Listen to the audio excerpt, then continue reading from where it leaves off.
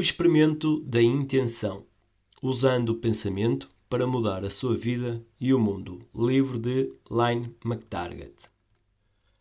Nas últimas décadas, a física quântica tem mudado a maneira como enxergamos o mundo ao afirmar que todo ele, nós, a natureza, os objetos em geral, está interligado no nível subatômico.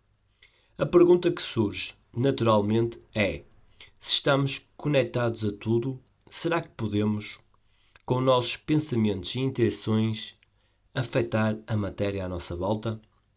Essa é a questão que a autora propõe ao leitor neste livro.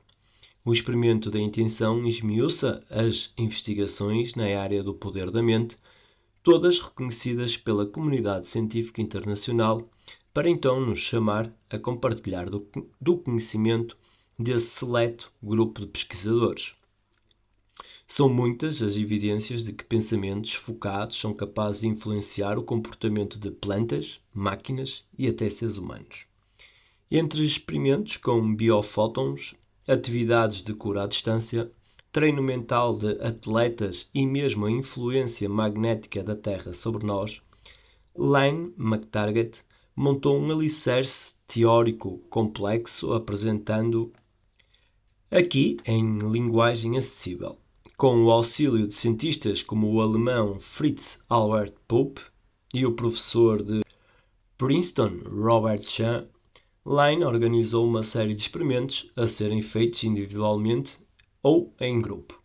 Além disso, montou um site para guiar os leitores a compartilhar suas experiências e, o mais importante, a participar de experimentos coletivos em tempo real com milhares de leitores cientistas espalhados por todo o mundo. Acesse www.intentionexperiment.com. Nascida em 1951, a jornalista norte-americana Lynne McTaggart é a premiada autora de 5 livros sobre medicina e espiritualidade, física quântica e poder do pensamento, assuntos que vem pesquisando há mais de 20 anos. Ela é diretora, ao lado de seu marido, Brian Hubbard, do jornal What Doctors Don't Tell You e participou do documentário Quem Somos Nós. Pelo Rocco, publicou O Campo, em busca da força secreta do universo. Mora em Wimbledon, na Inglaterra. Deus é a ação. A magia está viva. A magia não morre jamais. Leonard Cohen. Prefácio. Este livro faz parte de um trabalho inacabado que começou em 2001, quando publiquei o livro The Field, na tentativa de encontrar uma explicação para a homeopatia e a cura espiritual. Uma nova ciência me foi acidentalmente revelada. No decorrer da minha pesquisa, encontrei um grupo de cientistas de vanguarda que há muitos anos reexaminavam a física quântica e as suas extraordinárias implicações. Suas equações representativas do campo do ponto zero se referiam ao extraordinário campo quântico gerado pelo infindável ir e vir de energia entre todas as partículas subatômicas. A existência do campo significa que toda a matéria do universo está conectada em nível subatômico numa dança constante de troca de energia quântica. Mais tarde, outros fatores demonstraram que, no nível mais básico, cada um de nós também é um pacote de energia pulsante interagindo constantemente com esse vasto oceano energético. Mas a mais herética das evidências é sobre o papel da consciência.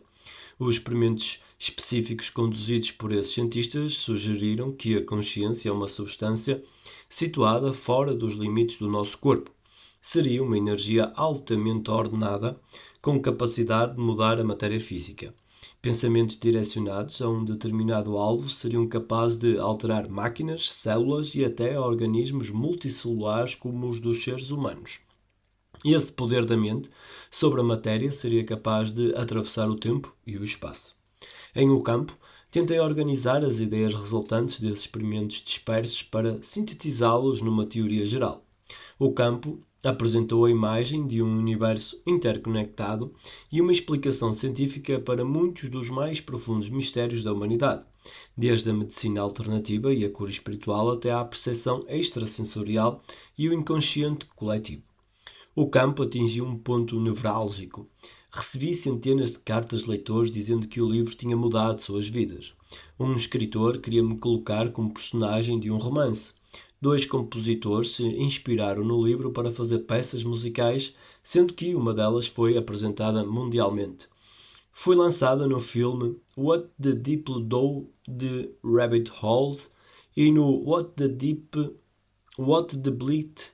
Bleep Do You Know Calendar, distribuído pelos produtores do filme.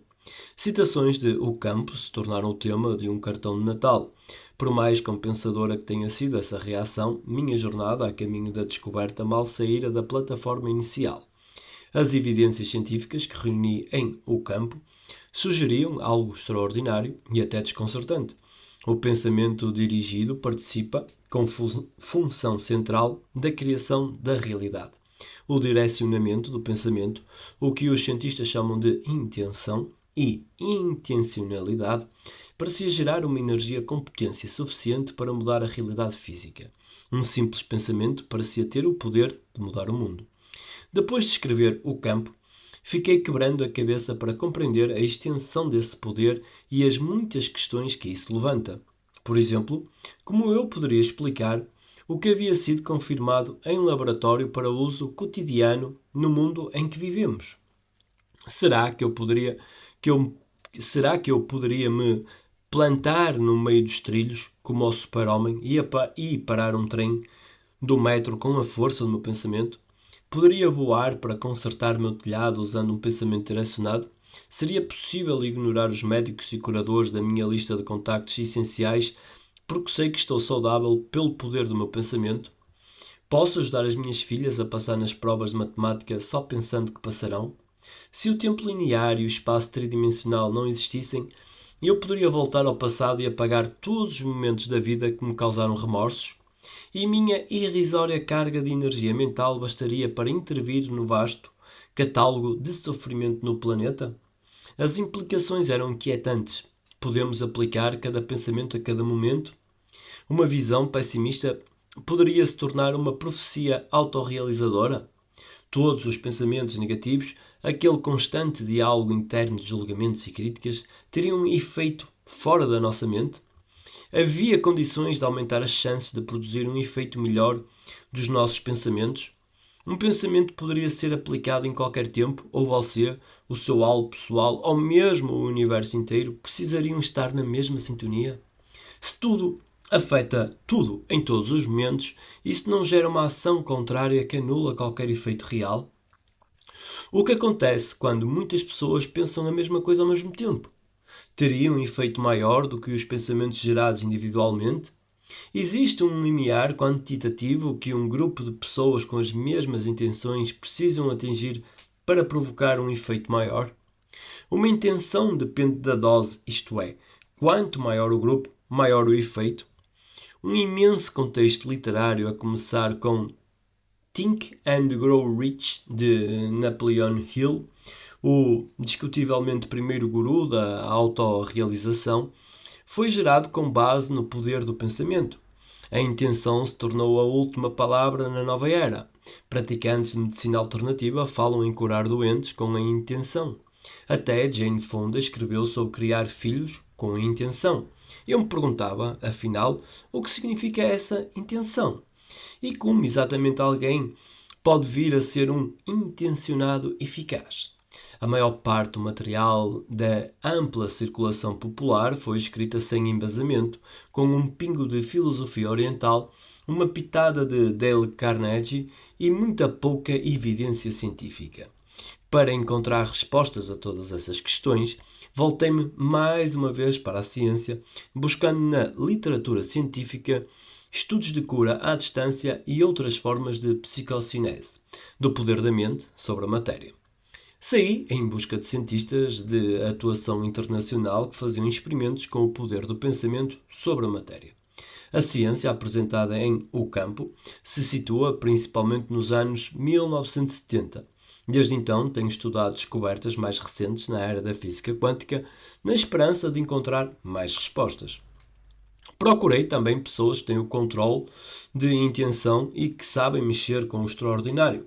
Curadores espirituais, monges budistas, mestres de Qi King, xamãs, para tentar entender os processos de transformação subjacentes à sua capacidade de usar o pensamento de modo efetivo.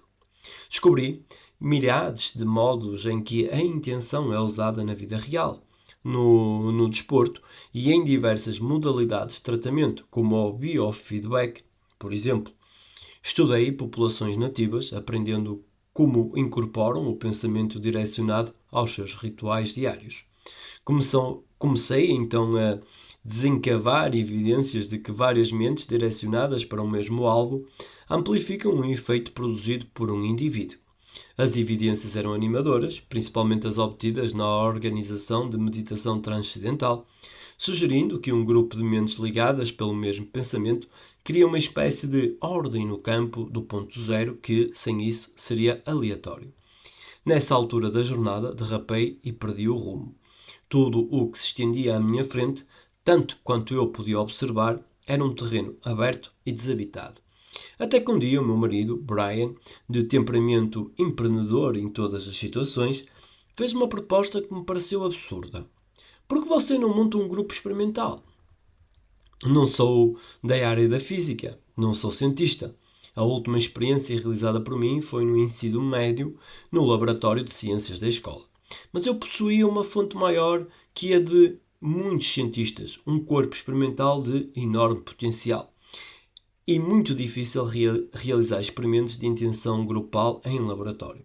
Se um pesquisador deve reunir milhares de participantes, onde encontrá-los? Onde colocá-los? Como fazer com que pensem a mesma coisa ao mesmo tempo? Os leitores de um livro constituem um grupo pré-selecionado ideal de pessoas com mentalidades parecidas e dispostas a testar uma ideia. De fato, eu tinha já uma grande quantidade de leitores constantes com quem me correspondo pela internet e tinha também outras atividades decorrentes do campo. Primeiro ousei levar a ideia de conduzir o meu próprio experimento a Robert Chan, reitor emérito da School of Engineering da Universidade de Princeton, e à sua colega Brenda Dunn, psicóloga e diretora do laboratório de Princeton Engineering Anomalies Research, PEER, que conheci através da pesquisa para o campo. Jen e Dunn haviam passado cerca de 30 anos reunindo, a duras penas, alguns dos achados mais convincentes sobre o poder da intenção direcionada para afetar máquinas. Eles se atêm estritamente aos métodos científicos, são diretos e objetivos, avessos a fantasias. Robert Chan é uma das raras pessoas que conheço que diz frases completas e perfeitas. Se Jen e Dunn aceitassem colaborar, eu teria certeza dos progressos do experimento. Ambos têm uma grande equipa de cientistas à sua disposição. Chefiam o International Consciousness Research Laboratory, que conta com a participação de cientistas de maior prestígio internacional na pesquisa da consciência. Dunn dirige também o Peart Tree, um grupo de jovens cientistas interessados na pesquisa da consciência. Jen e Dunn se interessaram imediatamente pela ideia. Tivemos várias reuniões examinando algumas possibilidades. Por fim, indicaram Fritz Albert Pope, diretor assistente do International Institute of Biophysics, em Neuss, na Alemanha, para conduzir os primeiros experimentos em intenção. Eu havia conhecido Fritz Pope em minha pesquisa para o campo, e ele foi o primeiro a descobrir que todos os seres vivos emitem uma minúscula corrente de luz, físico reconhecido internacionalmente por suas descobertas. Pope é também estritamente fiel ao método científico. Outros cientistas, como o psicólogo Gary Schwartz, do Biofield Center da Universidade do Arizona, Merlin Schlitz, vice-presidente de pesquisa e educação no Institute of Noetic Science, Dean Radin, cientista sénior do IONS, e o psicólogo Roger Nelson, do Global Conscience Project, também se ofereceram para participar. Não tenho patrocinadores ocultos neste projeto. O website e todos os nossos experimentos serão financiados pelos rendimentos deste livro ou por bolsas de pesquisa científica, agora e no futuro. Os cientistas envolvidos em pesquisa experimental não devem ir além dos seus achados e se arriscarem em suposições baseadas nas implicações do que descobriram. Consequentemente, ao reunir as evidências que encontrei sobre intenção, tentei levar em conta somente as implicações desse trabalho e sintetizar as descobertas individuais numa teoria coerente. A fim de descrever, em palavras, conceitos geralmente representados por equações matemáticas, tive que recorrer a aproximações metafóricas da verdade. Algumas vezes, com o auxílio de muitos dos cientistas participantes, precisei me envolver em especulações. É importante reconhecer que as conclusões apresentadas neste livro são fruto de uma ciência de vanguarda. Essas ideias são parte de um trabalho em andamento. Certamente, novas evidências surgirão para ampliar e redefinir as conclusões iniciais. Pesquisar o trabalho de pessoas que estão na linha da frente das descobertas científicas foi uma experiência de humildade para mim. Confinados em laboratórios obscuros, longe da notoriedade, essas pessoas se dedicam a atividades nada menos que heroicas. Arriscam-se a perder bolsas e cargos académicos, arriscam toda a sua carreira tateando sozinhos na escuridão. Muitos lutam pela obtenção de subsídios que lhes permitam continuar o trabalho. Todos os avanços na ciência são, de certa forma, heréticos, à medida que cada descoberta importante nega parcialmente, se não totalmente, as verdades que prevalecem no momento. Para ser um bom pesquisador, seguindo sem preconceitos a linha da pura investigação científica, é preciso não temer propostas impensáveis e ousar provar que os amigos, colegas e paradigmas científicos estão errados. Escondida na cautelosa linguagem dos lados experimentais e na neutralidade das equações matemáticas, está a construção de um novo mundo, que toma forma lentamente para todos nós a cada novo e trabalhoso experimento. Line McTaggart, junho de 2006. Introdução. O Experimento da Intenção não é um livro comum, e você não é um leitor comum. Este livro não tem fim, pois pretendo que você me ajude a finalizá-lo. Você não é apenas o público deste livro, é também um dos protagonistas, um membro fundamental de uma pesquisa na vanguarda da ciência. Você está prestes a embarcar no maior experimento da história do poder da mente sobre a matéria. O Experimento da Intenção é o primeiro livro vivo em 3 dimensões. Em certo sentido, este livro é um prelúdio e seu conteúdo se estende muito além do momento da leitura da última página. No livro, propriamente dito, você descobrirá evidências científicas da força de seus próprios pensamentos e será capaz de ampliar essas informações para testar outras possibilidades através de um experimento grupal ocorrendo em nível internacional, sob a direção de alguns dos mais respeitados cientistas na pesquisa da consciência. Em www.theintentionexperiment.com, website de O Experimento da Intenção, você e todos os leitores poderão participar de experimentos à distância, cujos resultados serão colocados no site. Cada um de vocês se tornará um cientista no ponto central de um dos mais ousados experimentos jamais realizados. O experimento da intenção repousa numa premissa extravagante. O pensamento afeta a realidade física. Um material considerável de investigação da natureza da consciência, de pesquisas que vêm sendo realizadas há mais de 30 anos em prestigiosas instituições científicas em todo o mundo, mostra que os pensamentos são capazes de afetar tudo, desde as máquinas mais simples aos mais complexos seres vivos. Essa evidência sugere que as intenções e os pensamentos humanos são, de facto, alguma coisa, entre aspas, física, com um extraordinário poder de mudar o mundo. Cada pensamento que temos é uma energia tangível com o poder de transformar. Um pensamento não é apenas uma coisa. Um pensamento é uma coisa que influencia outras coisas. A ideia central de que a consciência afeta a matéria está no próprio âmago de uma diferença irreconciliável entre a visão de mundo oferecida pela física clássica, a ciência do grande mundo visível, e a da física quântica, que é a ciência dos componentes mais diminutos. Essa diferença diz respeito à própria natureza da matéria e como é possível promover mudanças na matéria. Toda a física clássica e também toda a ciência são derivadas das leis de movimento e gravidade desenvolvidas por Isaac Newton em seu livro Principia, publicado em 1687. As leis de Newton descrevem um universo em que todos os objetos se movem num espaço tridimensional de geometria e tempo, de acordo com certas leis físicas de movimento. A matéria é considerada inviolável e contida em si mesmo, dentro de seus próprios limites fixos. Qualquer tipo de influência exige que algo físico seja feito com alguma outra coisa, uma força ou uma colisão. Para modificar alguma coisa é preciso, basicamente, aquecê-la, queimá-la, congelá-la, deixá-la cair ou dar-lhe um bom empurrão. As leis de Newton, as grandes regras do jogo, da ciência, como se referiu a elas o célebre físico Richard Feynman, e sua premissa central de que as coisas têm existência independente umas das outras, são a base da nossa visão filosófica do mundo. Acreditamos que toda a vida e a sua intensa atividade prosseguem à nossa volta, não importa o que fazemos ou pensamos. Dormimos tranquilamente à noite, na certeza de que o universo não vai desaparecer quando fechamos os olhos. Todavia, essa visão arrumadinha do universo, com uma coleção de objetos isolados e bem comportados, foi derrubada no começo do século XX, quando os pioneiros da física quântica começaram a observar mais de perto o essencial da matéria. As partes mais minúsculas do universo, aquelas muitas coisas que formam o grande mundo objetivo, não se comportavam nem um pouco conforme as regras conhecidas por aqueles cientistas.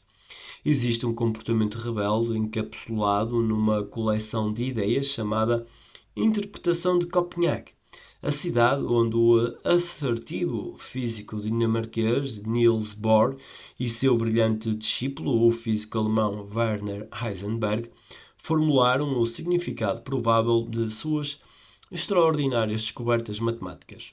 Bohr e Heisenberg perceberam que os átomos não são pequenos sistemas solares de bolas de bilhar, mas algo muito mais confuso. São minúsculas nuvens de probabilidade. Uma partícula subatómica não é uma coisa sólida e estável.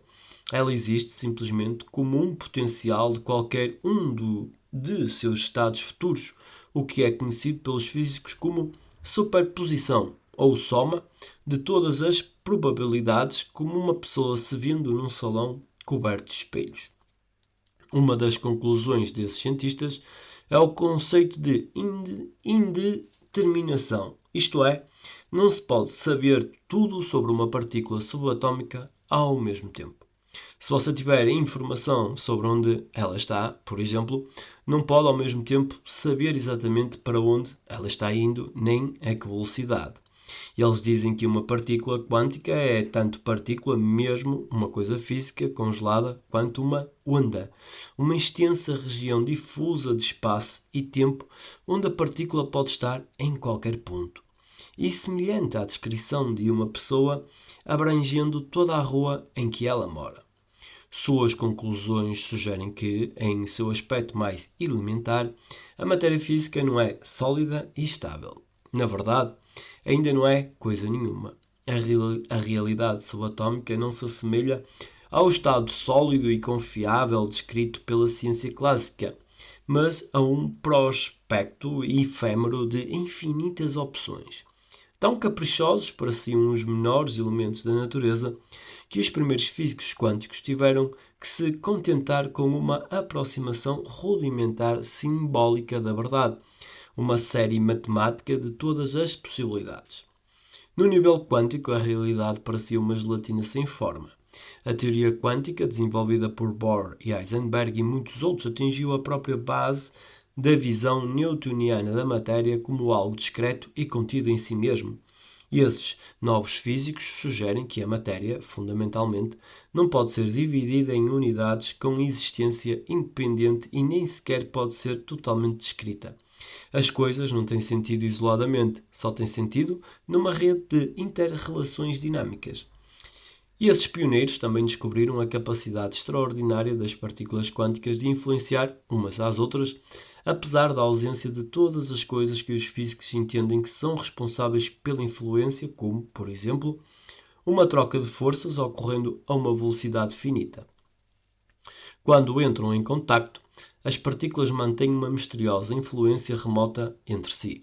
As ações, como a orientação magnética, por exemplo, de uma partícula subatômica, influenciam instantaneamente outra partícula, por mais que estejam separadas. No nível subatômico, a mudança também resulta de trocas dinâmicas de energia.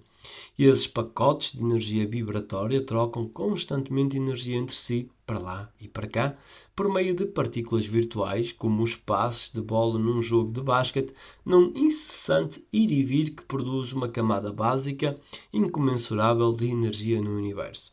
A matéria subatômica parece estar envolvida numa troca contínua de informação, produzindo um refinamento contínuo e uma sutil alteração. O universo não é um depósito de objetos estáticos separados, mas um único organismo de campos de energia interconectados num constante estado de transformação. No nível infinitesimal, nosso mundo parece uma grande rede telefónica de informação quântica, com todas as suas partes componentes falando ao mesmo tempo. O único elemento que dissolve essa nuvem de probabilidades, tornando-a sólida e mensurável, é o envolvimento de um observador.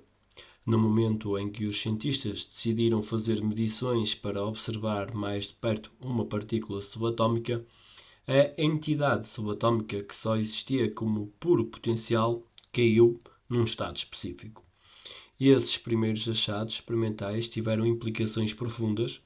De alguma forma, a consciência viva era a influência que dava a possibilidade de alguma coisa se tornar real. No momento em que observamos um elétron ou fazemos uma medição, parece que ajudamos a determinar seu estado final. Isso sugere que o ingrediente mais essencial na criação do universo é a consciência que o observa. Várias figuras centrais na física quântica argumentam que o universo é democrático e participativo, um esforço conjunto de observador e observado. O efeito do observador na experimentação quântica levanta outra noção herética. A consciência viva é central nesse processo de transformação do mundo quântico, não construído, em algo semelhante à realidade do cotidiano. Isso sugere não apenas que o observador leva o observado à condição de ser, mas também que toda e qualquer coisa só existe no universo quando temos a percepção dela. Isso implica que a observação, o próprio envolvimento da consciência, coloca a gelatina na forma.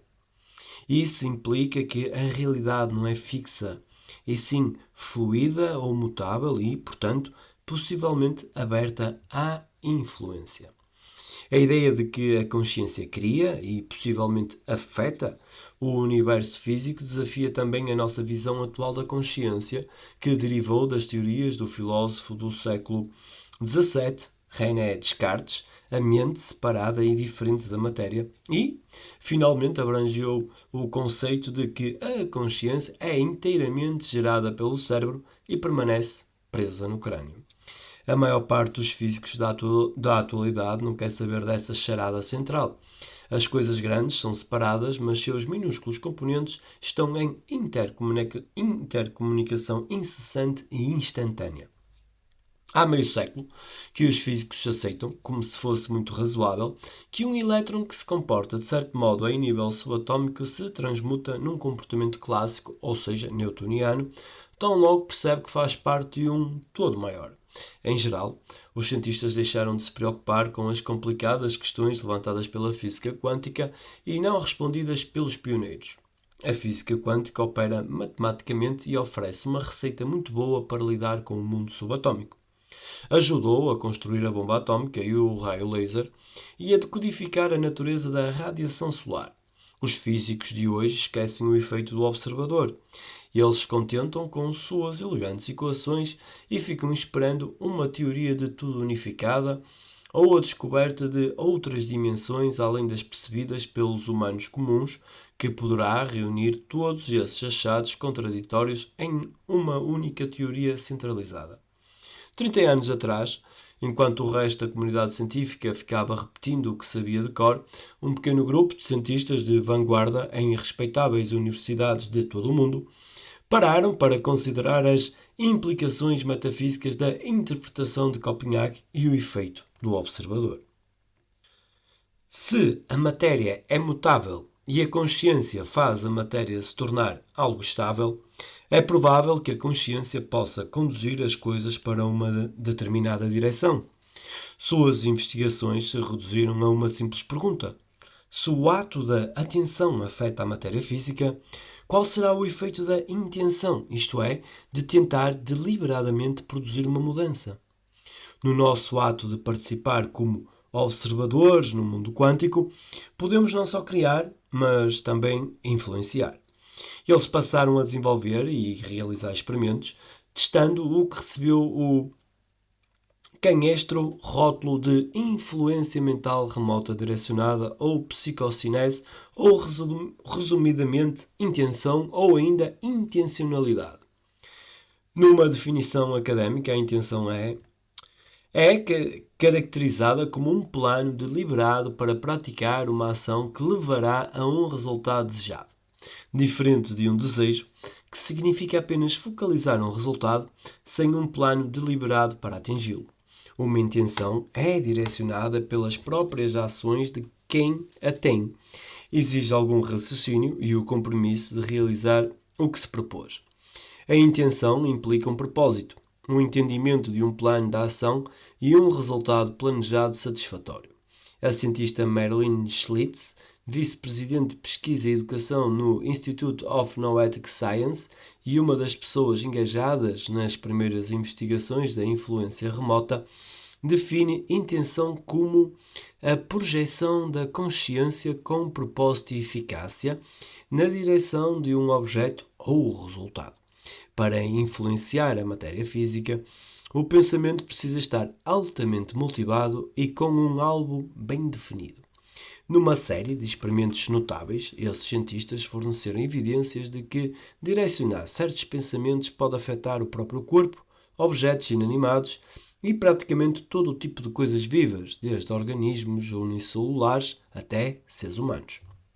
Duas figuras importantes nesse pequeno subgrupo foram o ex-reitor de engenharia Robert Jahn, no laboratório de Princeton Engineering Anomalies Research, tem a sigla PEAR, da Universidade de Princeton, e sua colega Brenda Dunn, que criaram um sofisticado programa de pesquisa académica calcado na ciência exata. Durante mais de 25 anos, Jahn e Dunn conduziram o que se tornou um esforço internacional maciço para quantificar a micropsicocinese, o efeito da mente sobre geradores de eventos aleatórios, REGS, Random Event Generator, que executam o equivalente eletrónico do século XXI a jogar uma moeda na cara ou na coroa. O produto dessas máquinas, o equivalente computadorizado do cara ou coroa, é controlado por uma frequência aleatoriamente alternada de pulsos positivos e negativos. Como sua atividade é totalmente aleatória, eles produzem ou cara ou coroa em mais ou menos 50% das vezes, de acordo com as leis de probabilidade. A configuração mais comum dos experimentos com REG é uma tela de computador alternando aleatoriamente duas imagens fortes, por exemplo, cowboys e índios.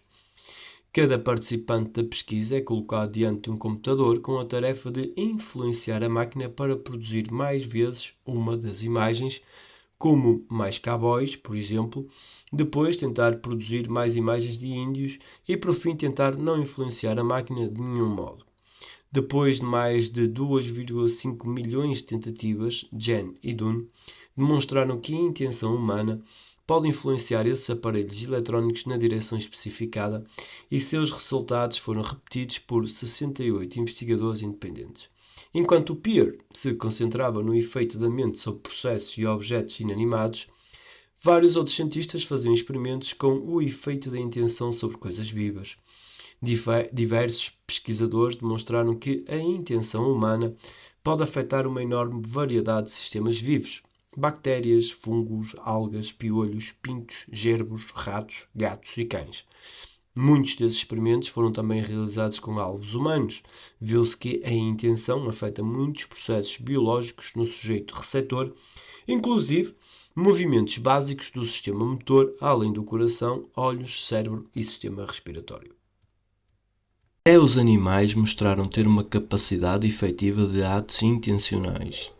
Num estudo criativo realizado por René Peoch, da Fundação Odier, em Nantes, na França, uma galinha robô foi construída a partir de um gerador de eventos aleatórios móvel que serviu de imprinting para um grupo de pintos recém-nascidos. A galinha robô foi colocada do lado de fora da gaiola dos pintos, onde tinha ampla liberdade de movimentação, e o seu trajeto era monitorado e registrado. A certa altura ficou claro que a galinha robô se movimentava 2,5 vezes mais na direção dos pintos do que seria de se esperar. A suposta intenção dos pintos, isto é, seu desejo de ficar perto da mãe, parecia afetar a galinha robô, levando-a para perto da gaiola dos pintos. Em mais de 80 estudos semelhantes foi colocada uma vela acesa num gerador de eventos aleatórios móvel, e os pintinhos, que ficavam no escuro, achavam a luz acolhedora e conseguiam influenciar o robô para que passasse mais tempo do que o normal junto à gaiola. O maior e mais convincente material de pesquisa foi reunido por William Broad, psicólogo e diretor de pesquisas na Mind Science Foundation em San Antonio, no Texas, e, mais tarde, no Institute of Transpersonal Psychology. Broad e seus colegas demonstraram que os pensamentos humanos podem afetar a direção em que os peixes nadam, os movimentos de pequenos roedores, como os gerbos, e a quebra de células em laboratório. Broad também desenvolveu alguns dos primeiros estudos controlados da influência mental em seres humanos. Num grupo de pesquisa, Broad demonstrou que uma pessoa pode afetar o sistema nervoso autónomo, o mecanismo de luta ou fuga, de outra. A atividade eletrodérmica, EDA, Electrodermal Activity, é uma medida da resistência da pele que mostra o estado de tensão de um indivíduo. Uma modificação na EDA ocorre geralmente quando a pessoa está sob grande tensão ou se sentindo desconfortável. Um estudo de Broad de assinatura testou o efeito sobre a EDA quando a pessoa está sendo observada, que é uma das maneiras mais simples de isolar o efeito da influência remota sobre um ser humano. Ele demonstrou repetidamente que as pessoas sofrem uma alteração inconsciente quando são observadas. Talvez a área mais estudada da influência remota seja a cura à distância. Foram realizados cerca de 150 estudos com rigor científico variável e um dos melhores foi conduzido pela doutora Elizabeth Targ, já falecida. Nos anos 1980, no auge da epidemia da AIDS, ela desenvolveu 2 estudos engenhosos e altamente controlados, demonstrando que 40 curadores espalhados pelos Estados Unidos melhoraram a saúde de pacientes com AIDS em estado terminal, embora nunca tenham visto nem tido qualquer contacto com esses pacientes. Mesmo os experimentos mais rudimentares, focalizando o poder da mente sobre a matéria, têm obtido resultados espantosos. Um dos primeiros abordou tentativas de influenciar jogos de dados. Até o momento, 73 estudos trataram dos esforços de 2.500 pessoas para influenciar mais de 2,5 milhões de lançamentos de dados, com um sucesso extraordinário. Quando esses estudos foram analisados em conjunto, mesmo descontando as diferenças de qualidade e os relatos seletivos, a razão de resultados casuais foi de 10 elevado a 76, 1 seguido de 76 zeros para 1. Houve também um material surpreendente sobre talheres entortados que ficou famoso nas demonstrações públicas de Uri Geller. John Asted, professor na Birkbeck College da Universidade de Londres, realizou esse teste com crianças num experimento bastante criativo. Asted pôs várias chaves pendendo no teto e colocou crianças à distância de 1 a 3 metros das chaves-alvo, de modo que não pudessem tocá-las. Em cada chave foi colocado um detector de tensão que registrava num gráfico contínuo qualquer mudança ocorrida nas chaves. Asted pediu às crianças para tentarem tornar as chaves suspensas. Nas sessões, ele observou não só chaves balançando e algumas se quebrando, mas também enormes picos repentinos de voltagem, com pulsos de mais de 10 volts, que era o limite do gráfico. Ainda mais impressionante foi quando as crianças receberam instruções para dirigir a intenção a diversas chaves penduradas separadamente, e os gráficos de cada chave apresentaram registros simultâneos dos mesmos sinais, como se as chaves tivessem sido afetadas em grupo. O mais extraordinário na maioria das pesquisas em psicocinese é que toda a influência mental produz efeitos mensuráveis, seja qual for a distância entre o influenciador e o objeto, e seja qual for o ponto no tempo em que a intenção foi gerada. A julgar pelas evidências experimentais, o poder do pensamento transcende o tempo e o espaço.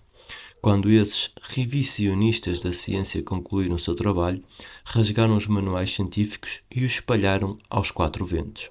A mente parecia estar inextricavelmente conectada à matéria e ser de fato capaz de influenciá-la. A matéria física pode ser influenciada e até alterada de maneira irreversível, não apenas pela força, mas pelo simples ato de formular um pensamento. No entanto, as evidências trazidas por esses cientistas de vanguarda deixaram sem resposta três questões fundamentais. Qual é o mecanismo físico que permite ao pensamento afetar a realidade? No momento em que escrevo este artigo, alguns estudos amplamente divulgados sobre oração em massa ainda não surtiram efeito. Existem certas condições e estados mentais preparatórios que podem ter mais sucesso que outros? Quanto poder tem o pensamento para o bem ou para o mal? Quanto a nossa vida pode realmente mudar através do poder do pensamento? A maioria das descobertas iniciais sobre a consciência ocorreu há mais de 30 anos. As descobertas mais recentes na era da física quântica e em laboratórios de todo o mundo trazem respostas a algumas dessas questões. Trazem evidências de que o nosso mundo é altamente maleável, aberto à constante influência sutil. Pesquisas recentes demonstram que as coisas vivas são constantes transmissoras e receptoras de energia mensurável. Nos novos modelos retratam a consciência como uma entidade capaz de ultrapassar todos os limites físicos descritos até o momento. A intenção parece ser algo semelhante a uma antena que provoca nas antenas de outras coisas no universo uma ressonância na mesma frequência. Os mais recentes estudos do efeito da mente sobre a matéria sugerem que a intenção tem efeitos variáveis dependendo do estado sujeito com a intenção e do tempo e lugar em que ela se origina. A intenção já foi aplicada em muitos lugares para curar doenças, alterar processos físicos e influenciar eventos. Não é um dom especial, mas uma capacidade aprendida que pode ser ensinada rapidamente. Na verdade, usamos a intenção em muitos aspectos na vida cotidiana. Muitas pesquisas sugerem que o poder de uma intenção é multiplicado em proporção ao número de pessoas com o mesmo pensamento no mesmo instante. O experimento da intenção abrange três aspectos. O corpo principal, capítulos 1 a 12, é uma tentativa de sintetizar todas as evidências experimentais sobre a intenção numa teoria científica coerente de como a intenção funciona, como pode ser usada em nossa vida e quais as condições que otimizam seu efeito. A segunda parte, capítulo 13, traz um esquema para se usar efetivamente a intenção na própria vida, com uma série de exercícios e recomendações para dar a partida. Essa parte é também um exercício na ciência de vanguarda. Como não sou especialista em potencial humano, este livro não é um manual de autoajuda, mas uma jornada de descobrimento, tanto para mim como para você. Extrapolei esse esquema a partir de evidências científicas que descrevem as circunstâncias que geraram os resultados mais positivos nas experiências psicocinéticas em laboratório.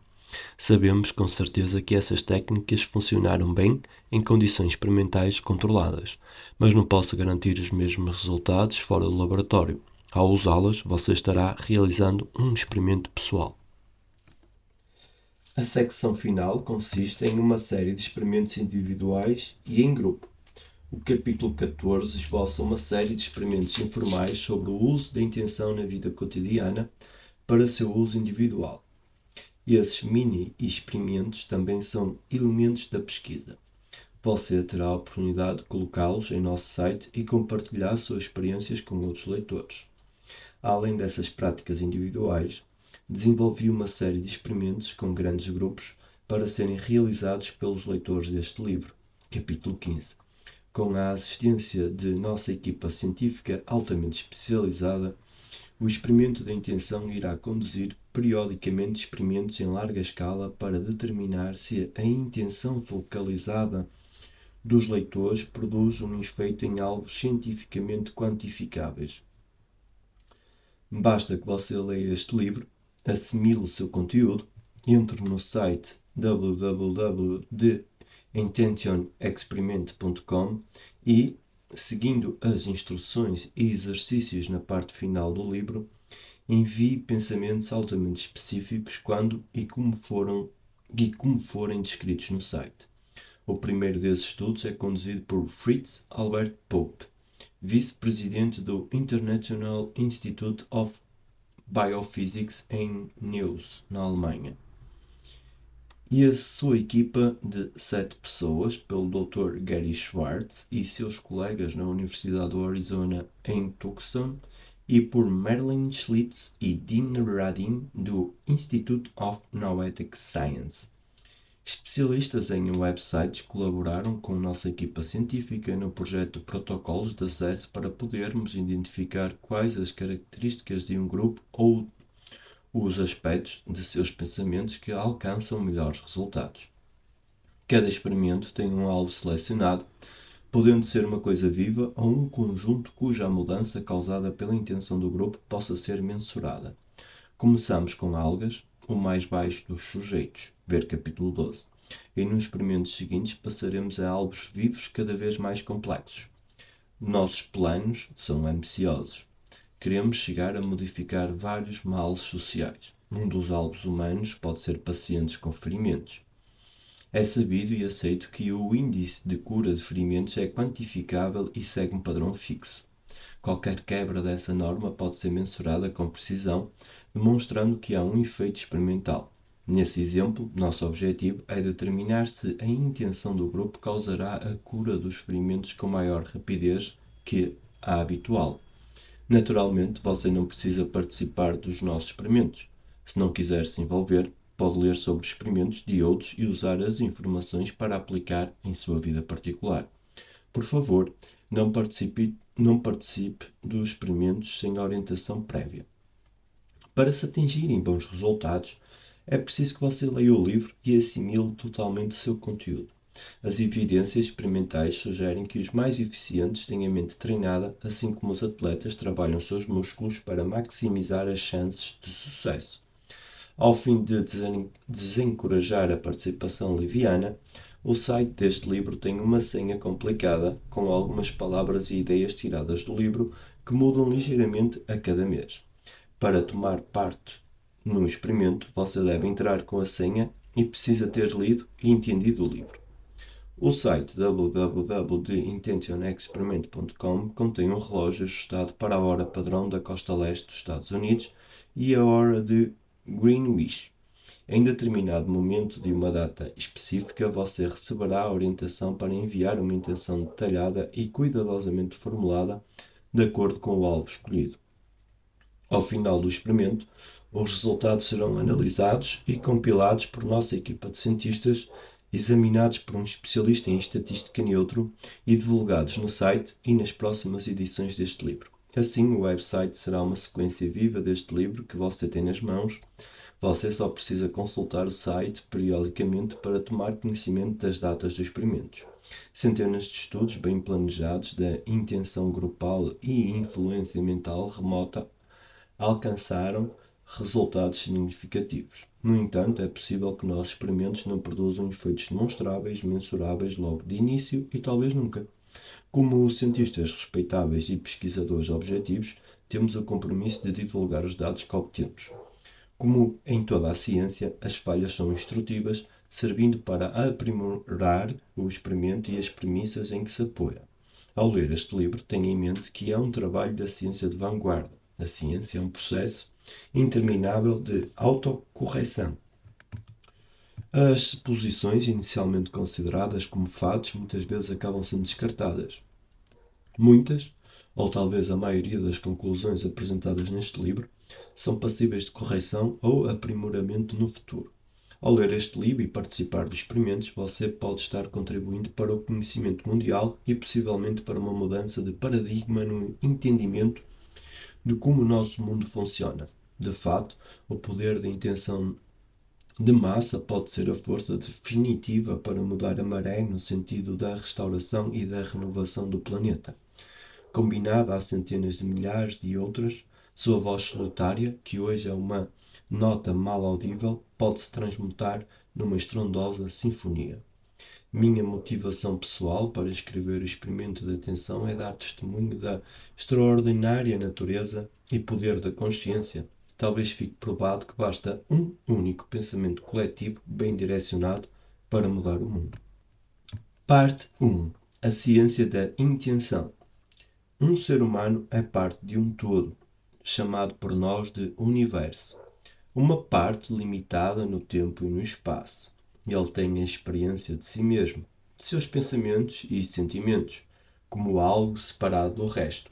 Uma espécie de ilusão de óptica de sua consciência. Albert Einstein. Capítulo 1. Matéria mutável. Poucos lugares da galáxia são tão frios quanto o refrigerador de diluição de hélio no laboratório de Tom Rosenbaum. A temperatura no refrigerador, um aparelho circular com inúmeros cilindros do tamanho de uma sala, pode descer a poucos milésimos de grau acima do zero absoluto, a quase menos 273 graus centígrados, 3.000 vezes mais frio do que as maiores distâncias já alcançadas no espaço sideral. Nitrogênio e hélio ficam circulando durante 2 dias no refrigerador. Depois, 3 bombas disparam incessantemente hélio gasoso, reduzindo a temperatura até o limite. Sem qualquer tipo de calor, os átomos da matéria desaceleram, tanto que parecem se arrastar. Nesse nível de temperatura, o universo iria ranger e parar. É o equivalente científico ao congelamento do inferno. O zero absoluto é a temperatura ideal para os cientistas como Tom Rosenbaum, aos 47 anos, distinto professor de física na Universidade de Chicago e ex-diretor do James Franck Institute. Rosenbaum esteve na vanguarda da física experimental voltada para a exploração dos limites da desordem na física da matéria condensada, que é o estudo do funcionamento interno de líquidos e sólidos quando sua ordem subjacente é perturbada. Na física, quando se quer descobrir como alguma coisa se comporta, a melhor maneira é causar-lhe desconforto e ver o que acontece. Criar a desordem envolve adicionar calor ou aplicar um campo magnético para determinar a reação e a direção do spin, a orientação magnética que os átomos vão escolher. A maioria dos seus colegas na física da matéria condensada permaneceu interessada em sistemas simétricos, como os sólidos cristalinos, cujos átomos são ordenados em fileiras como uma caixa de ovos. Mas Rosenbaum se dedicou a sistemas diferentes, inerentemente desordenados, que os físicos quânticos mais convencionais chamavam com desprezo de poeira. Ele partiu da suposição de que os segredos inexplorados do universo quântico, um território não mapeado que ele queria percorrer, ficavam expostos na poeira. E apreciava o desafio de vidros de spin, estranhos cristais híbridos com propriedades magnéticas, tecnicamente considerados líquidos de movimento lento. Diferentes do cristal, cujos átomos apontam na mesma direção em perfeito alinhamento, os átomos de um vidro de spin são descontrolados e congelados num estado de desalinhamento. A temperatura extremamente fria permite a Rosenbaum diminuir a velocidade dos átomos desses estranhos compostos para poder observá-los minuciosamente e fazer surgir a essência da sua mecânica quântica. Em temperaturas próximas ao zero absoluto, quando os seus átomos estão quase estacionários, eles começam a adquirir novas propriedades coletivas. Rosenbaum ficou fascinado com a descoberta de que sistemas desordenados em temperatura ambiente apresentam uma linha de conformidade quando são resfriados.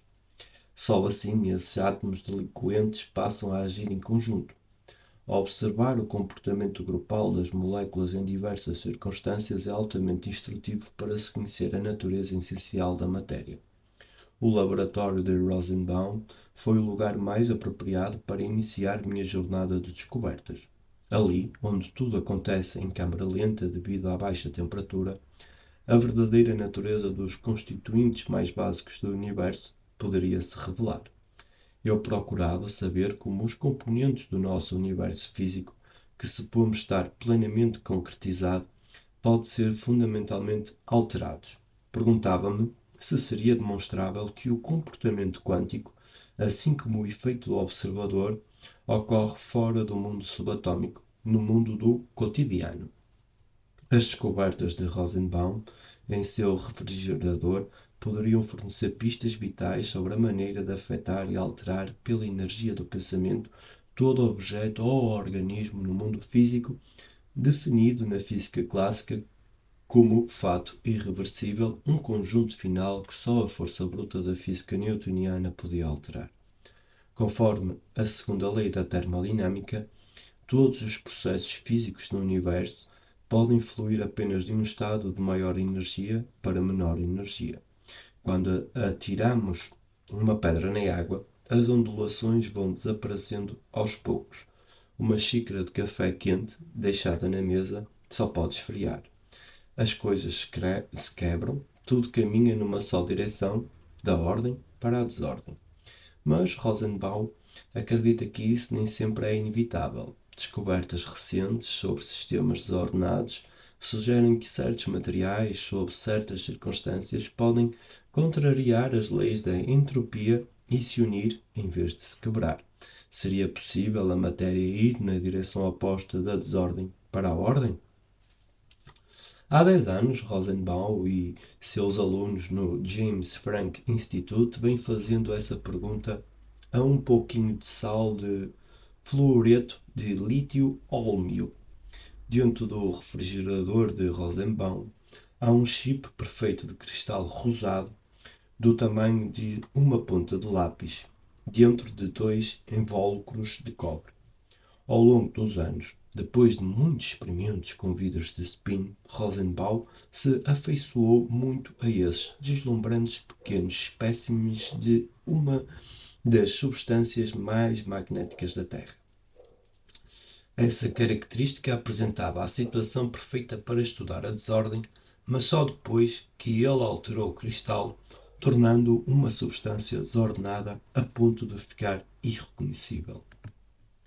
Em primeiro lugar, ele orientou a equipa que manipulava os cristais a combinar o ólmio com flúor e lítio, o primeiro metal na tabela periódica. O sal de flúor-lítio-ólmio resultante era complacente e previsível. Uma substância altamente ordenada, cujos átomos se comportavam como um mar de minúsculas bússolas apontando para o norte. Em seguida, Rosenbaum provocou uma devastação no composto de sal original, instruindo a equipe a extrair uma quantidade de átomos de ólmio, pouco a pouco, e substituir por ítrio, um metal prateado sem a mesma atração magnética natural, até resultar num estranho composto híbrido, um sal chamado tetrafluoreto de ítrio-ólmio-lítio. Eliminando as propriedades magnéticas do composto, Rosenbaum criou uma anarquia de vidros de spin com os átomos dessa monstruosidade digna de Frankenstein apontando nas direções que queriam. ser capaz de manipular a propriedade essencial de elementos como o hómio pela criação tão arbitrária de estranhos compostos é um pouco como ter o controle total sobre a própria matéria. Com esses novos compostos de vidros de spin, Rosenbaum podia praticamente mudar as propriedades do composto como bem quisesse. Ele podia orientar os átomos numa determinada direção ou congelá-los num padrão aleatório. Contudo, toda onipotência tem limites. Os compostos de Olmio de Rosenbaum se comportavam em alguns aspectos, mas não em outros. Ele não conseguia, por exemplo, fazê-los obedecer às leis da temperatura. Por mais frio que Rosenbaum colocasse seu refrigerador, os átomos lá dentro resistiam a qualquer orientação ordenada, como um exército se recusando a marchar no ritmo. Se Rosenbaum estava brincando de Deus com os vidros de spin, o cristal era Adão, recusando-se teimosamente a seguir sua lei mais fundamental. Tão curiosa quanto Rosenbaum sobre a estranha propriedade do composto cristalino era uma jovem aluna chamada Sayantani Ghosh, uma das principais candidatas ao PhD. Sai, como era chamada pelos amigos, nascida na Índia, tinha-se formado com louvor em Cambridge e escolhera o laboratório de Rosenbaum para fazer o seu projeto de doutorado em 1999. Ela não tardou a se distinguir, recebendo o prémio Gregor Wenzel, oferecido anualmente pelo Departamento de Física da Universidade de Chicago para o melhor aluno recém-graduado assistente de docência. A pequena jovem de 23 anos, que à primeira vista parecia tímida, escondida atrás dos volumosos cabelos negros, logo impressionou seus colegas e professores por sua audaciosa autoridade, uma raridade entre estudantes de ciências, e por sua capacidade de transmitir ideias complexas de uma forma que os alunos de graduação compreendiam. Apenas uma mulher, além de Sai, havia tido a honra de receber o cobiçado prémio desde sua instituição, 25 anos antes. Segundo as leis da física clássica, a aplicação de um campo magnético rompe o alinhamento dos átomos de uma substância. O grau em que isso ocorre é a suscetibilidade magnética da substância. O padrão normal de uma substância desordenada é responder ao campo magnético durante algum tempo e depois estabilizar e diminuir. À medida que a temperatura cai ou o campo atinge o ponto de saturação magnética, os átomos não conseguem mais se virar na direção do campo magnético e seu movimento fica mais lento. Nos primeiros experimentos de Say, os átomos de sal de ítrio, hólmio e lítio, como previsto, ficaram excitadíssimos quando expostos ao campo magnético. Mas quando Say passou a aumentar a força do campo, algo estranho aconteceu. Quanto mais ela aumentava a frequência, mais rápido os átomos se movimentavam. Além disso, todos os átomos, que estavam em estado de desordem, passaram a apontar para a mesma direção e operar coletivamente como um todo. Depois, pequenos aglomerados de cerca de 260 átomos se alinharam, formando osciladores, girando coletivamente numa ou em outra direção. Independentemente da força do campo magnético aplicada por Say, os átomos teimavam em ficar alinhados entre si, agindo em conjunto. Essa auto-organização persistiu por 10 segundos. A princípio, Say e Rosenbaum pensaram que esse efeito poderia ter relação com os estranhos efeitos dos átomos remanescentes de Olmio, que é uma das poucas substâncias no mundo com forças internas de tamanho alcance que, em alguns lugares, foi descrito e equacionado matematicamente como algo existente em outra dimensão. Embora não entendessem o fenómeno que observavam, anotaram os resultados, que foram publicados na revista Science em 2002. Rosenbaum decidiu conduzir outro experimento para tentar isolar a propriedade da natureza essencial do cristal que o capacitara a suplantar tamanha influência externa. deixou o projeto a cargo da sua brilhante aluna, sugerindo apenas que ela criasse uma simulação matemática tridimensional computadorizada do experimento que pretendia realizar. Em experimentos dessa natureza com matéria tão diminuta, os físicos precisam contar com uma simulação computadorizada que confirme matematicamente as reações que testemunham experimentalmente. Sai passou meses desenvolvendo o código no computador e construindo a simulação. Ela planejava descobrir um pouco mais a respeito da capacidade magnética do Sol, aplicando dois sistemas de desordem ao chip de cristal, temperaturas mais altas e campo magnético mais forte.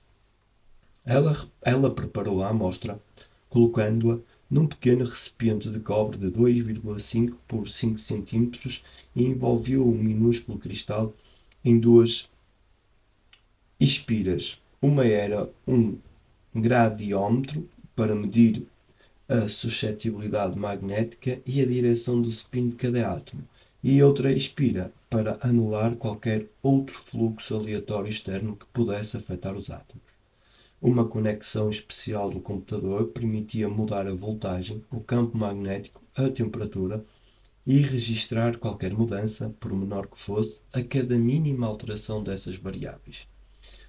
Começou reduzindo a temperatura em uma fração de Kelvin de cada vez e depois começou a aplicar um campo magnético mais forte. Para seu espanto, os átomos continuaram se alinhando progressivamente. Em seguida, experimentou aplicar calor e descobriu que se alinharam novamente.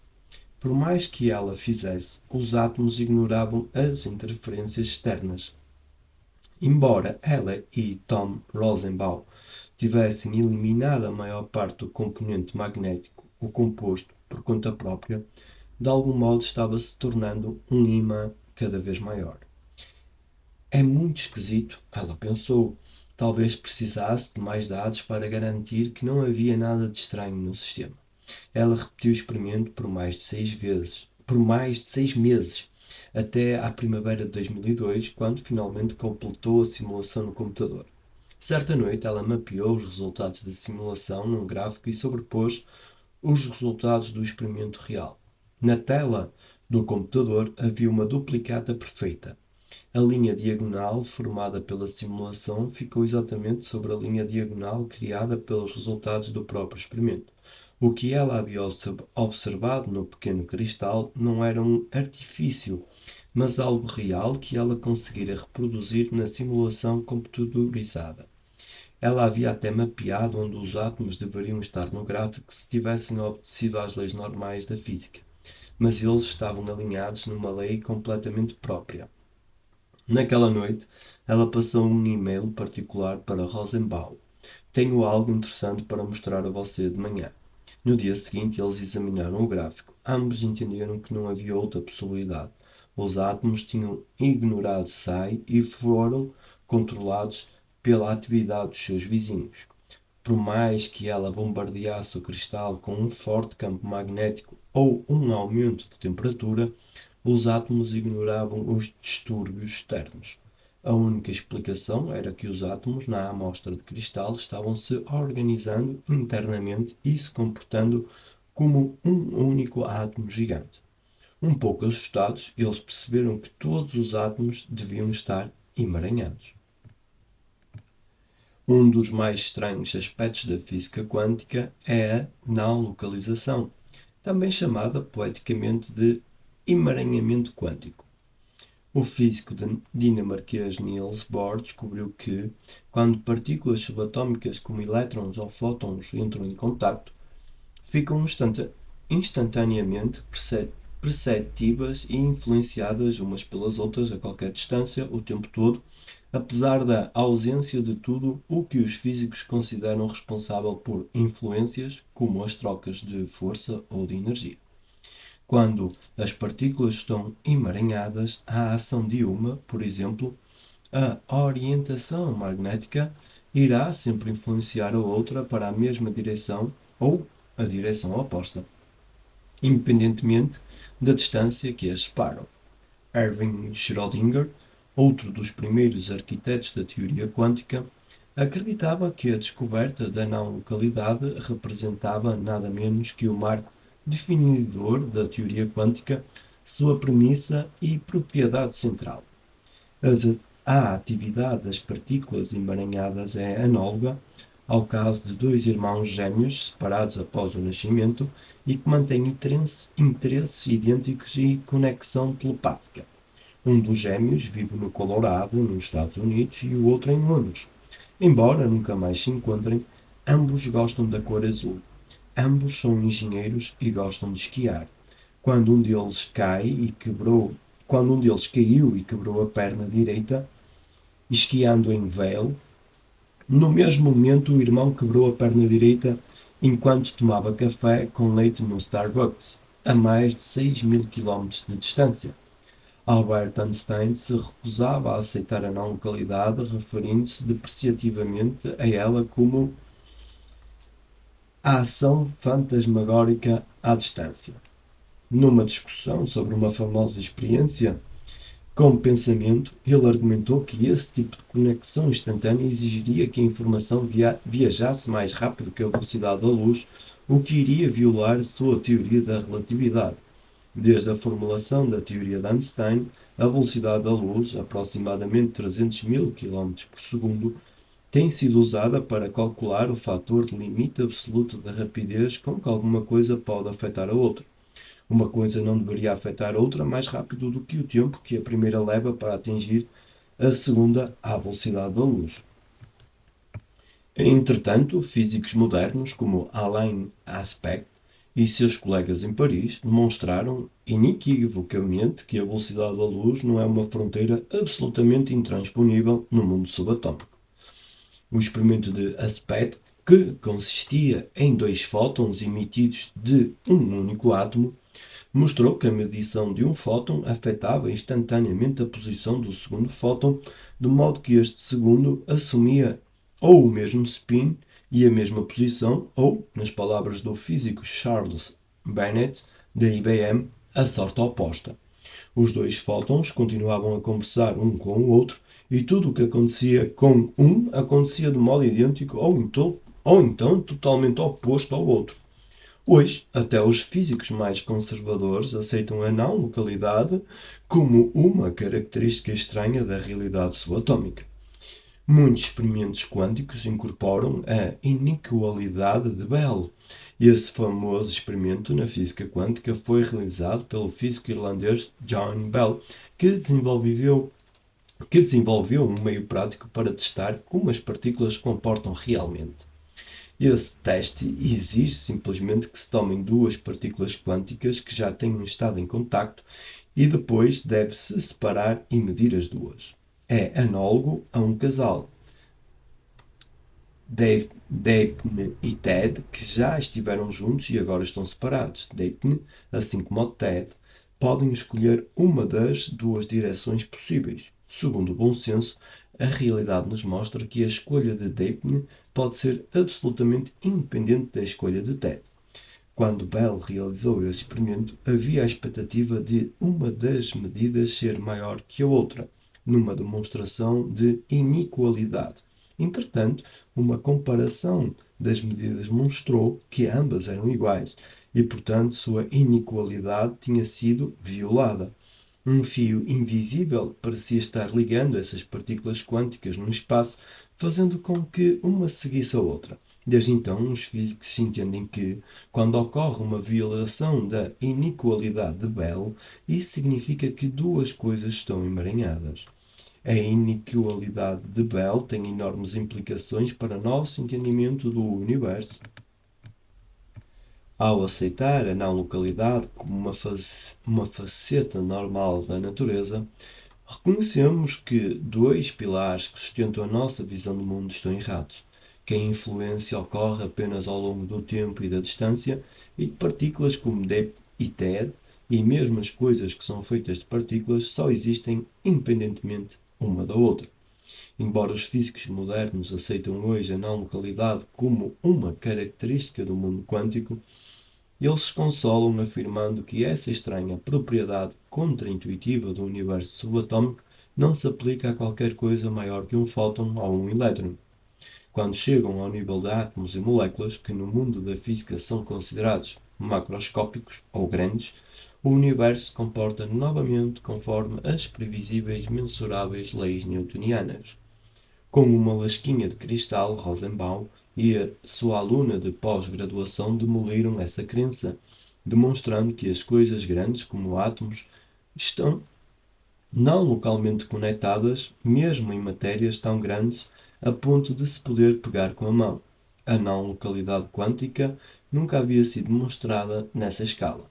Embora o espécime fosse apenas um pequeno chip de sal, em comparação com uma partícula subatómica, ele era um vasto palácio abrigando 1 bilhão de átomos. Rosenbaum, que geralmente detestava especular sobre o que não podia explicar, se deu conta de que tinham descoberto algo extraordinário sobre a natureza do universo. E eu me dei conta de que eles tinham descoberto um mecanismo de intenção. Tinham demonstrado que os átomos, os constituintes essenciais da matéria, podem ser afetados por influência não local. Coisas grandes, como cristais, não seguiam as regras do jogo já consagradas, mas eram regidos pelas normas anárquicas do mundo quântico, mantendo conexões invisíveis sem uma causa óbvia. Em 2002, depois que Say anotou os seus achados, Rosenbaum aprimorou o texto e enviou para a revista Nature, famosa por seu conservadorismo e rigor na seleção de artigos e ensaios.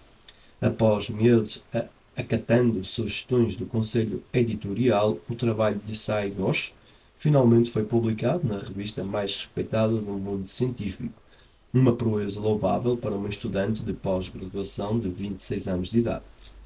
Um dos membros do conselho editorial, Vlatko Vedral, reconheceu o experimento com uma mistura de interesse e frustração. Vedral é um jugoslavo que estudou no Imperial College em Londres durante a Guerra Civil e subsequente colapso do seu país. Adquiriu notoriedade no país adotivo e foi escolhido para chefiar o Departamento de Ciência da Informação Quântica na Universidade de Leeds. Um homem alto, leonino, Vedral, fazia parte de um pequeno grupo de Viena que vinha trabalhando em física quântica de vanguarda, inclusive com o emaranhamento. Vedral havia previsto teoricamente o efeito de Gauss e Rosenbaum vieram a descobrir 3 anos depois e tinha enviado suas conclusões para a Nature em 2001, mas a revista, que prefere os experimentos à teoria, tinha negado a publicação. Mais tarde, ele conseguiu publicar o seu trabalho na Physical Review Letters, a mais renomada revista na área da física. Quando a Nature aceitou publicar a pesquisa de Gauss, os editores lhe deram um prémio de consolação, permitiram que Vedral participasse do conselho editorial no processo seletivo da pesquisa de Gauss e lhe ofereceram um espaço no mesmo artigo para emitir sua opinião sobre os achados. Nesse espaço, Vedral se permitiu alguma especulação ao escrever que a física quântica é aceita como um meio mais acurado de descrever como os átomos se tornam moléculas e, sabendo-se que a relação molecular é a base de toda a química e a química é a base da biologia. A magia do emaranhamento bem poderia ser a chave da própria vida.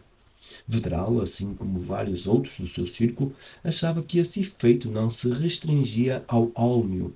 O problema central para destrinchar o emaranhamento é o estado primitivo da nossa tecnologia. Atualmente, isolar e observar esse efeito só é possível reduzindo o deslocamento dos átomos em condições de frio tão intenso que eles mal se movimentam.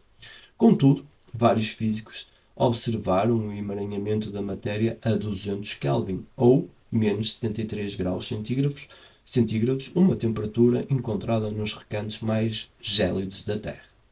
Outros pesquisadores provaram matematicamente que em todos os lugares, até dentro dos nossos corpos, os átomos e moléculas estão ocupados numa troca instantânea e incessante de informações. Thomas Durt, da Universidade de Vrije, em Bruxelas, demonstrou com elegantes formulações matemáticas que quase todas as interações quânticas produzem emaranhamentos, independentemente das condições internas ou ambientais. Até os fótons, as menores partículas de luz que emanam das estrelas, ficam emaranhados com todos os átomos que encontram a caminho da Terra. O emaranhamento em temperaturas normais parece ser uma condição natural do universo, até em nossos corpos. Toda interação de elétrons dentro de nós cria emaranhamentos. Segundo Benny Resnick, físico teórico da Universidade de Tel Aviv, em Israel, até o espaço vazio em torno de nós está fervilhando com partículas emaranhadas. O matemático inglês Paul Dirac, um arquiteto da teoria do campo quântico, foi o primeiro a postular que o nada não existe. Não existe espaço vazio. Ainda que toda a matéria e toda a energia fossem varridas no universo, se você examinasse o espaço vazio entre as estrelas, iria descobrir um submundo pululando de atividade subatómica. No mundo da física clássica, um campo é uma região de influência onde dois ou mais pontos estão conectados por uma força, como a gravidade ou o eletromagnetismo. No mundo das partículas quânticas, porém, os campos são criados por trocas de energia. Segundo o princípio de incerteza de Heisenberg, uma razão pela qual as partículas quânticas não são conhecíveis é que a energia delas está sempre sendo redistribuída num padrão dinâmico. Embora frequentemente representadas como minúsculas bolas de bilhar, as partículas subatómicas se assemelham mais a pequenos pacotes de ondas vibratórias passando energia para lá e para cá, como se fosse uma interminável partida de basquete. Todas as partículas elementares interagem umas com as outras, trocando energia através de partículas quânticas, virtuais ou temporárias. Supõe-se que estas surgem de lugar nenhum, combinando-se e se aniquilando mutuamente em menos de um instante, provocando flutuações aleatórias de energia sem causa aparente. Como as partículas virtuais ou os estados de energia negativa não tomam forma física, não podemos observá-las. Mesmo as partículas reais não passam de pequenos nós de energia que emergem e desaparecem rapidamente no campo de energia subjacente. O conjunto desses passos para lá e para cá, que se elevam a um estado extraordinariamente grande de energia residual, é conhecido como campo do ponto zero. O campo é chamado de ponto zero porque, mesmo à temperatura de zero absoluto, em que toda a matéria teoricamente para de se mover, essas minúsculas flutuações ainda são detectáveis. Mesmo no lugar mais frio do universo, a matéria subatómica jamais descansa e continua dançando o seu tango de energia. A energia gerada por cada uma dessas trocas entre partículas é incrivelmente minúscula, valendo cerca de meio fóton. Contudo, se todas as trocas entre todas as partículas subatómicas do universo fossem somadas, o resultado seria um suprimento interminável de energia de proporções inimagináveis, excedendo toda a energia da matéria por um fator de 10 elevado a 40, ou seja, 1 seguido por 40 zeros. O próprio Richard Feynman observou certa vez que a energia num metro cúbico do espaço seria suficiente para ferver todos os oceanos do mundo. Depois das descobertas de Heisenberg sobre a energia do ponto zero, a maioria dos físicos convencionais subtraiu de suas equações os números simbolizando a energia do ponto zero. Eles supunham que, se estavam sempre presentes na matéria, se estava sempre presente na matéria, o campo do ponto zero não mudava nada e, portanto, poderia ser renormalizado e retirado com segurança. Mas em 1973, ao tentar desenvolver uma alternativa para o combustível de origem fóssil durante a crise do petróleo, o físico norte-americano Hal Puthoff inspirou-se no russo Andrei Sakharov para descobrir um meio de capturar a energia fervilhante do espaço vazio para os transportes na Terra e para galáxias distantes. Puthoff passou mais de 30 anos examinando o campo do ponto zero. Ele e seus colegas haviam provado que essa constante troca de energia entre toda a matéria subatómica no campo de ponto zero é responsável pela estabilidade do átomo de hidrogênio e, por consequência, pela estabilidade de toda a matéria. Se o campo do ponto zero fosse removido, toda a matéria ruiria por si mesma. Ele demonstrou também que a energia do ponto zero seria responsável por duas propriedades básicas da massa: inércia e gravidade. Puthoff trabalhou também num projeto de muitos milhões de dólares, patrocinado pela Lockheed Martin e por diversas universidades norte-americanas, para aplicar a energia do ponto zero às viagens espaciais, num programa que só veio a público em 2006. Muitas propriedades estranhas do mundo quântico, como a incerteza e o emaranhamento, poderiam ser explicadas levando-se em conta a constante interação de todas as partículas quânticas com o campo de ponto zero. Para Puthoff, o entendimento da ciência sobre a natureza do emaranhamento é análogo a dois pauzinhos enfiados na areia à beira-mar, prestes a serem atingidos por uma onda enorme. Se ambos fossem derrubados e você não soubesse da existência da onda, iria pensar que um pauzinho estava afetando o outro e chamar esse efeito de não local. A constante interação de partículas quânticas com o campo do ponto zero pode ser um mecanismo subjacente aos efeitos não locais entre partículas, permitindo a cada partícula estar em contacto com todas as outras a qualquer momento. O trabalho de Bernie Resnick, em Israel, com o campo de ponto zero e o emaranhamento, começou com uma questão matemática central: o que aconteceria a um par hipotético de sondas interagindo com o campo de ponto zero? Segundo os seus cálculos, quando começassem a interagir com o campo do ponto zero, as sondas começariam a conversar uma com a outra e acabar emaranhadas.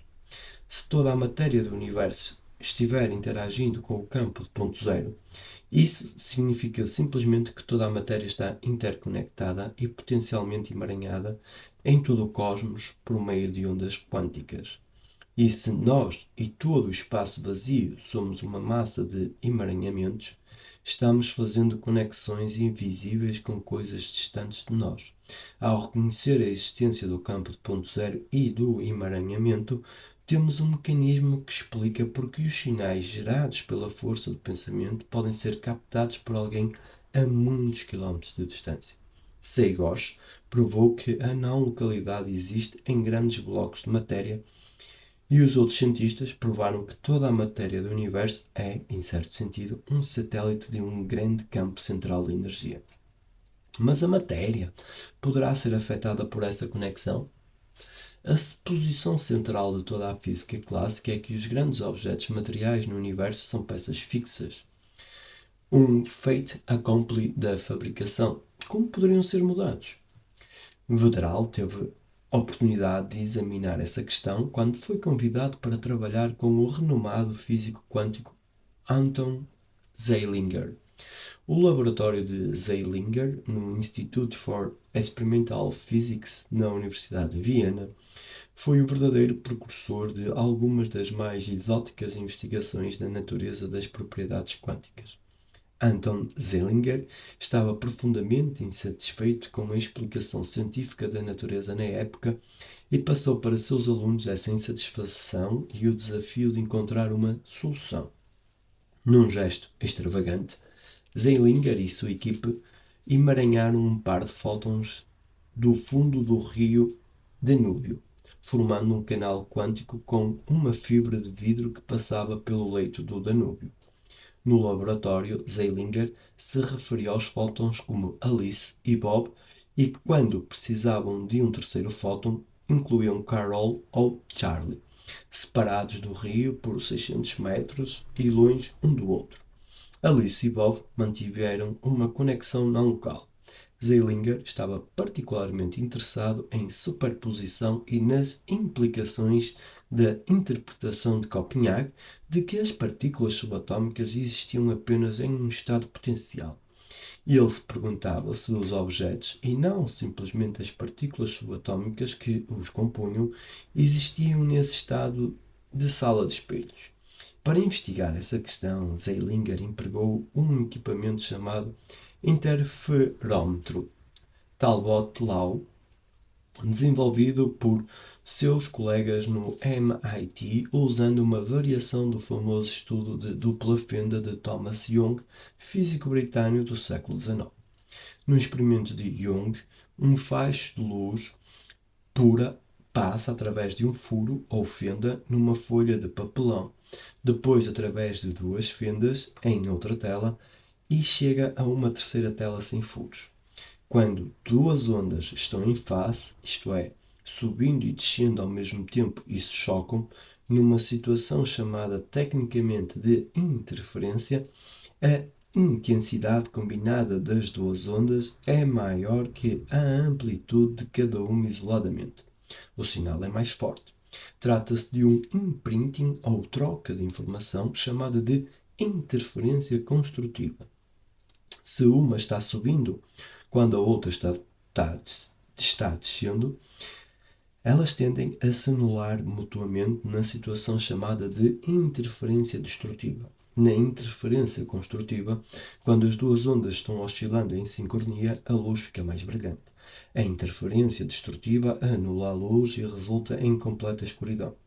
No experimento, a luz passa através das duas fendas, apresenta um padrão listrado como uma zebra, alternando faixas escuras e claras na tela final sem furos. Se a luz fosse apenas uma série de partículas, os dois fachos brilhantes apareceriam nas duas fendas do segundo papelão. Mas a porção mais brilhante do padrão fica a meio caminho entre as duas fendas devido à amplitude combinada das ondas que mais interferem entre si. Com base nesse padrão, Young foi o primeiro a perceber que um facho de luz atravessando dois furos se espalha em ondas superpostas. Uma variação mais atual desse experimento dispara fótons individuais através da fenda dupla. Esses fótons individuais também produzem o padrão zebrado na tela de projeção, demonstrando que mesmo as unidades de luz viajam como uma onda difusa com uma vasta esfera de influência. Os físicos do século XX continuaram a usar o experimento de Young com partículas quânticas individuais a fim de provar que a física quântica tem propriedades espelhadas. Entidades quânticas agem como ondas e viajam ao mesmo tempo através de duas fendas. Se uma corrente de elétrons for disparada em telas triplas, ocorrerão os padrões de interferências com manchas de luz e escuridão alternadas, exatamente como ocorre com um facho de luz, dado que é preciso pelo menos duas ondas para criar esses padrões de interferência.